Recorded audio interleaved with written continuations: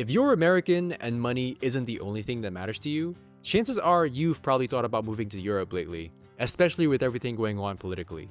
And even if you're not American, maybe you once dreamed of moving to the US. But with recent events making it harder and harder to keep that dream alive, you might also be starting to realize that Europe just seems like the better choice after all. What's up, beautiful people? My name is Brian, and today I'm going to show you how moving to Europe is actually a lot easier than what most people think. I'm going to walk you through what I think are some of the easiest ways to make that happen, and by easiest, I mean options with either the lowest income requirements or the least paperwork to deal with. And I also made sure that they all have a path to permanent residency. If I missed out on anything, or if you have any better suggestions, make sure to leave them in the comments below. And if you're specifically looking to move to France and you want to learn French to make that happen, I actually teach French online. So if you're interested, depending on the level of support you need, you can either join my Patreon or book one-on-one lessons with me with the links in the description. First call's free. Alright, without further ado, let's get into it. Hands down, the most foolproof way for anyone outside of the EU to move to Europe long term, if you're on the younger side and if you have the time or money for it, is through a European master's program. Tuition varies between different universities in different countries, but if you're looking for a master's program taught entirely in English at a major university, you can expect to pay anywhere from 6,000 euros at the lower end to 20,000 euros or more at the higher end per year. In southern European countries like Italy, Spain, and Portugal, you typically pay even less than 6,000 euros per year, but the job markets in these countries are kinda trash, plus the salaries are very low compared to the rest of Europe. And it gets crazy up north too in the Netherlands and most of the Nordic countries, where you'd have to pay around 12,000 euros per year at the very least. So Germany, France, and Belgium are hands down your best options if you're looking for affordable tuition and access to a decent enough job market. And in Germany, you don't even have to pay tuition at all if it's a public university. Public universities in Finland and Sweden also charge zero tuition if you're doing a doctorate or a PhD, but this isn't really an option unless you're an academic, and it's also mad expensive to live in these countries in the first place, plus it's mad cold. A master's in Europe typically lasts 1 to 2 years, and you'd break into the job market with a full-time offer after one or several internships throughout the program. You don't have to be fluent in the language to get an internship, but at the same time, this does narrow your options a lot, so you'd only be able to work for the big multinationals based in the capital, for example.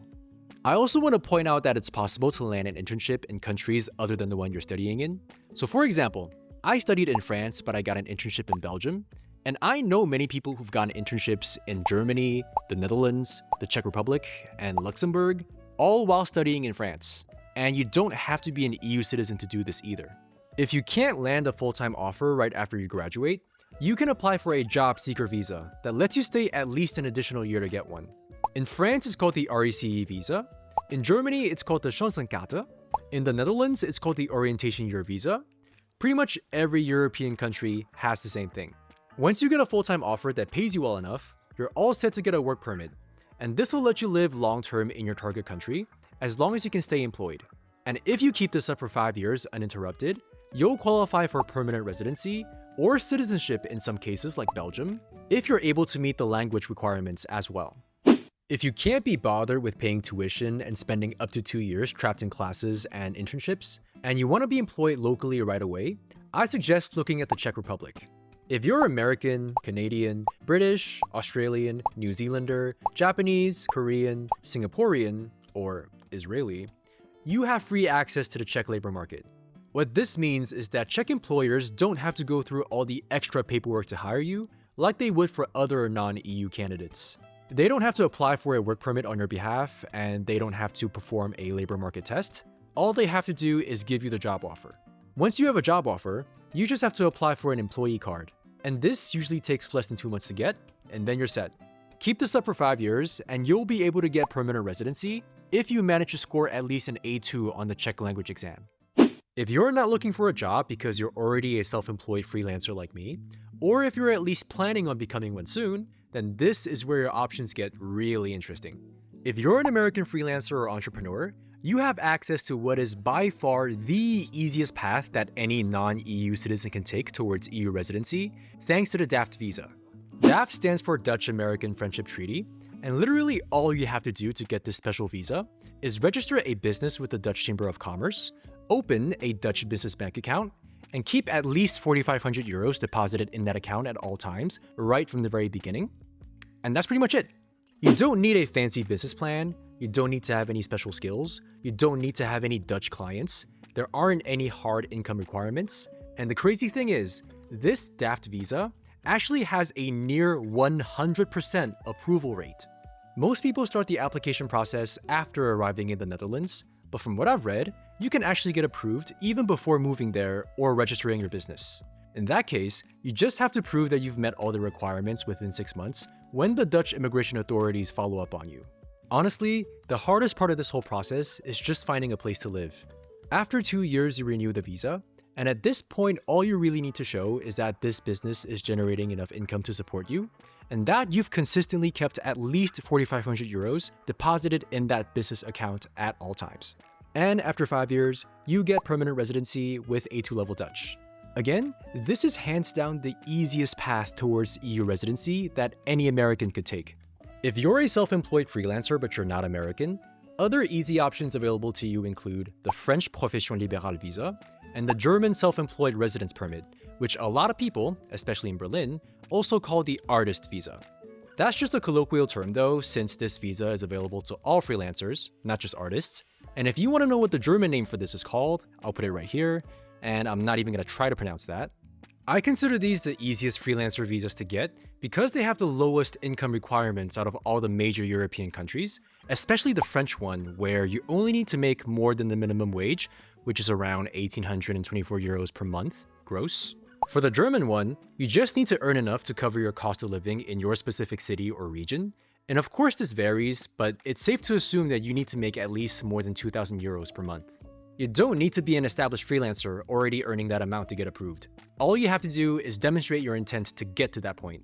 Also, you don't have to speak French or German, and having French or German clients isn't a requirement either, though it definitely helps. Moving on to more specific details on the application process for each of these visas. For the French Profession Libérale visa, what you mainly need is a well-written business plan that shows how you're going to earn more than a minimum wage while freelancing in France, letters of intent from potential clients if possible, as well as any evidence of past payments from clients if you're already making it as a freelancer. To start this process, you'll have to submit these documents and more on the ANEF platform to get approval from the SMOE. This takes about a month, and it's actually the most important part of this whole process. Once you have the SMOE approval, you're pretty much set. All you have to do is proceed with the visa application itself, get your visa, and move to France. For the German self-employed residence permit, or artist visa, it's pretty similar, except the main list of documents you need to submit is much more extensive because the Germans love paperwork even more than the French do. You'll need a proper business plan, letters of intent for potential clients, which are absolutely required here, a cover letter to go with your resume, your degree, private health insurance, which is actually very important for foreigners looking to get a visa in Germany, as well as a portfolio of work you've done before, and any documents showing past payments from clients, if possible.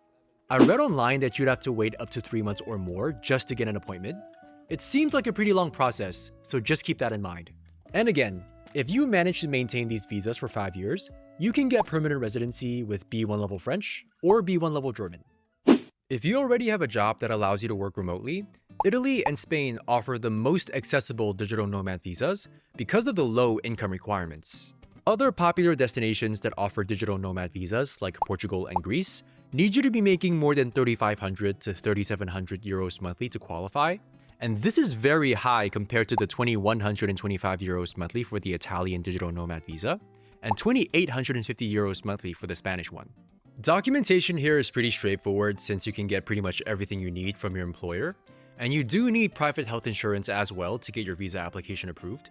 For the Italian digital nomad visa though, one tricky requirement is that you have to secure a 12-month lease prior to applying, and apparently this is a common requirement for many types of Italian visas, which if I'm being honest, sounds pretty insane.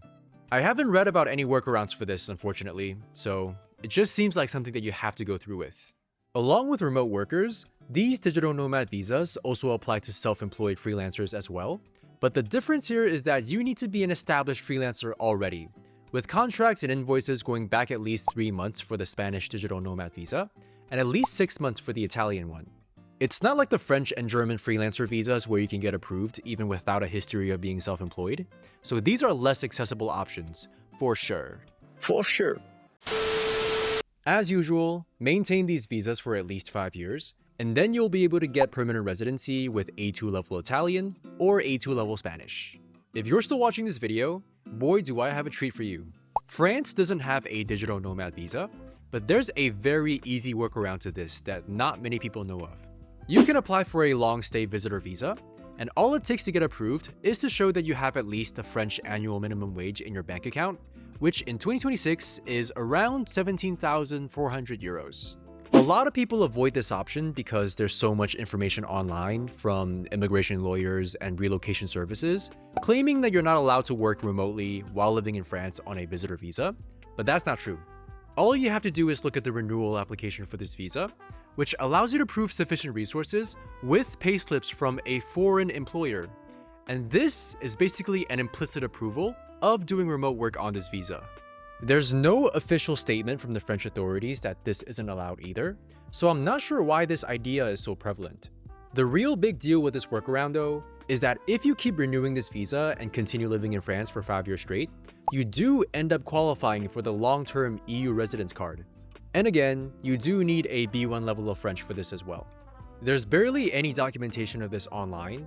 Most people seem to think that this is just some temporary tourist-style visa that doesn't lead anywhere long-term. So I'm bringing this up since I know other Americans that have gone through this exact process. Obviously, rules can always change, and who knows, maybe this loophole gets patched if this video goes viral. Last but not least, if you're retired with a pension, or you have passive income with rental properties or dividends for example, the Portuguese D7 visa and the Spanish non-lucrative visa are your best options. These visas were designed specifically for people who have passive income, and they don't legally allow you to work on paper, but many visa holders continue to work remotely anyway if they have foreign employers or foreign clients, so it doesn't really seem like a big deal. For the Portuguese D7 visa, all you need is 920 euros per month, and this is equivalent to the Portuguese minimum wage as of 2026. Again, the only tricky part here though is that you have to secure a 12-month lease prior to applying for the visa. For the Spanish non-lucrative visa, you need to have 28,800 euros in either annual passive income or savings, or 2,400 euros in monthly passive income. The financial requirements here are almost 3 times higher, but at least you don't have to secure housing for the entire duration of the visa before applying for it. And for the final time, you also need private health insurance for both of these visas, and after 5 years of continuous residence, you qualify for permanent residency with A2 level Portuguese or A2 level Spanish. Alright, those are what I think are the easiest ways to move to Europe without a partner or a high-skill job. Please feel free to share in the comments below if you found this useful, or if you actually moved to Europe with any of the pathways that I mentioned. We would really appreciate it if you could share your experience with us. Again, if you want to learn French to move to France, feel free to either join my Patreon, where you'll have access to up to 3 live support sessions a week, plus access to the Discord community, or sign up for a free trial session with the Calendly link below if you want to take it a step further and do one-on-one lessons with me. I recommend checking out these videos here, and until next time, have a great rest of your day. Bye guys, love you.